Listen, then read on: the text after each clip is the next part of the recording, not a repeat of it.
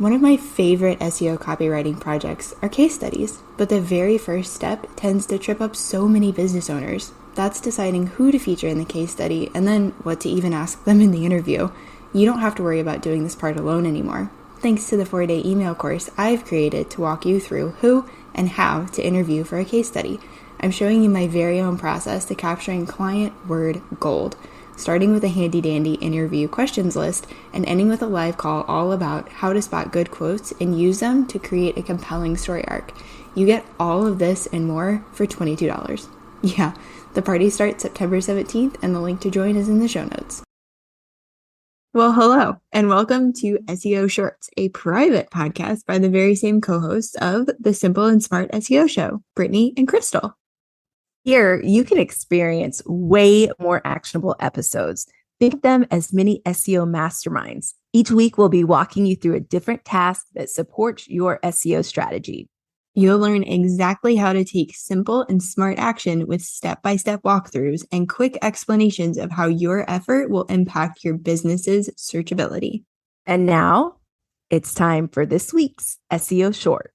Hello, friend, and welcome back to SEO Shorts. I am super excited about what we're going to talk about because I just had a thought this morning. I was like, I need to tell my friend about this. We are going to be talking through headlines. Like, what are some really good headline tips, whether you're a service-based provider, business owner, or you're an e-com business owner? Yeah. I'm too excited about headlines. I can't think of other words. Hi, Crystal. Hello. Okay, so you have... Teach us. I'm going to teach you. I'm going to teach you things. So for starters, because I'm trying to get better about like starting us back at the beginning, headlines. H1, as you know, because we talk about this ad nauseum, your H1 is like if you go to a web page, it's the giant text that you typically see at the top. It's bold, it's big, it's in your face. That is really important for your SEO performance, your domain authority, all of that jazz.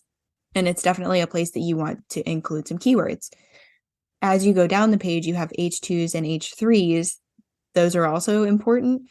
And then you go into even like H4, 5, and 6. So H1, 2, 3 is like, I would say the most important. Would you agree with that?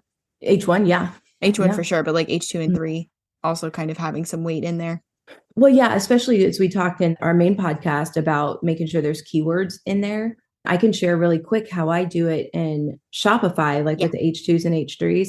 Sometimes it can help break up that product description and make it look a little bit more fun. So sometimes that first sentence in the product description, I will make an H2. And then I like to put like a block quote in there to give a little bit more context. And then if I have something else underneath that, I will put a keyword in an H3. But that just makes it more visually interesting, you know, based on the fonts and stuff that you have. But then it also really emphasizes the keywords and the keyword variations that you want for your product. So that's one way that I try to utilize those. Yeah, I love that. And I will say, I'm sure I've shared this before, but I used to love the H1 so much. I was like, you look so pretty that I put several on a page.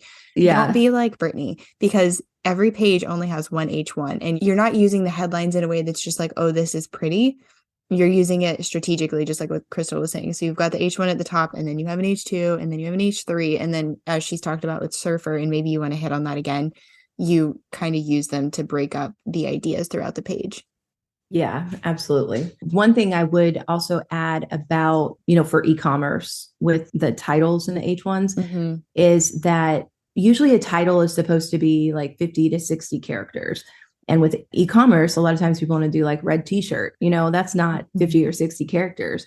So one way to really make that more interesting, and I learned this from Pagefly, I would definitely want to give them credit for this, is, you know, put your keyword or your product name, however you look at it, first in your title, and then add in some sort of customer feedback, testimonial, review, whatever, something in quotes, because people trust other people's words. And so if you can say, oh, red t-shirt, it's the softest t-shirt I've ever owned, you know, someone said that, you can put that in the title. And, you know, not only is that going to get more attention just in like a search results page, because you see somebody with exclamation points in their search engine results title. Like, what? Yeah, that's going to catch your attention because you don't see that too often. But then you also get an emotion from that. It's like, whoa, this person's excited. Now I'm feeling excited about this thing that I'm looking at. And, you know, it just really creates a connection with your product and the person that's reading it. It's a really easy way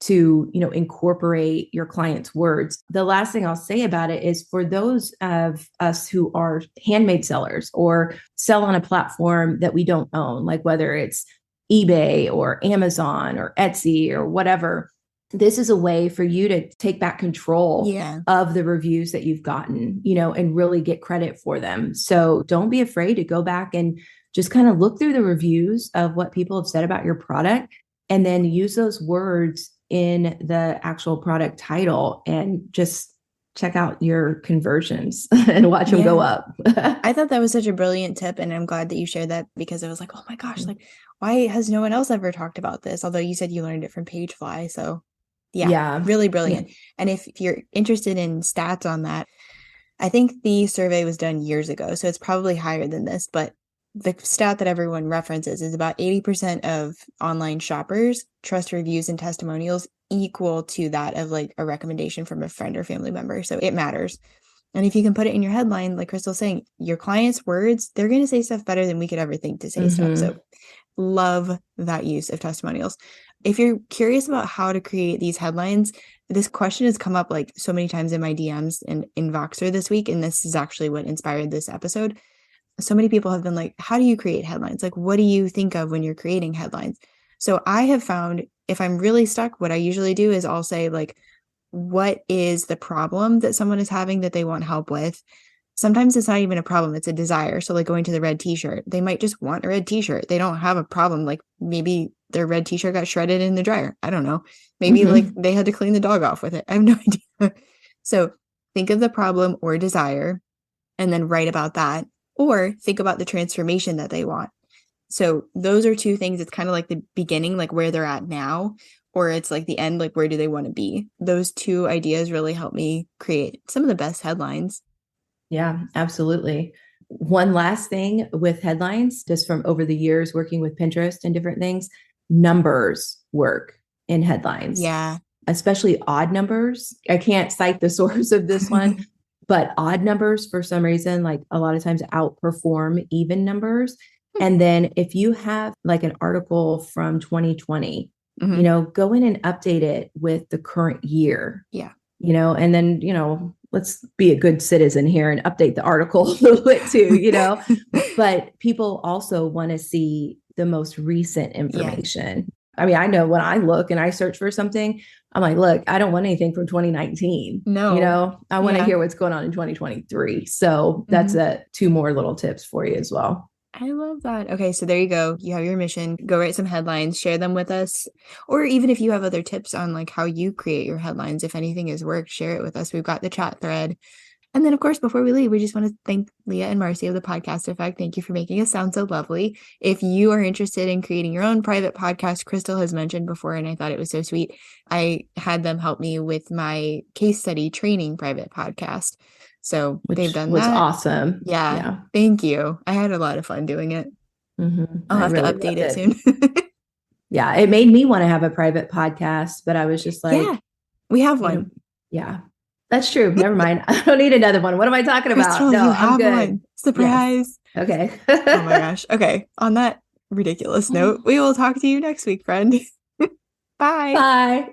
You're well on your way to being the answer to even more Googled questions. Thanks so much for joining us this week. Have you noticed some SEO wins since listening to SEO Shorts? We want to know. Email us at hello@simpleandsmartseo.com or share it in the episode conversation thread. Hey guys, this is Crystal, one of your co-hosts from the Simple and Smart SEO Show podcast. If you're looking for a unique, handcrafted way to spruce up your home or office, then collagenwood.com is the perfect place for you. We are a small, woman-owned business that offers a range of beautiful wooden signs for your home or office. Our talented team of artists will work with you to create a sign that perfectly suits your needs. So why wait? Use promo code SIMPLE10 to save 10%. Visit collagenwood.com today. Save 10% with promo code SIMPLE10. That's collagenwood.com.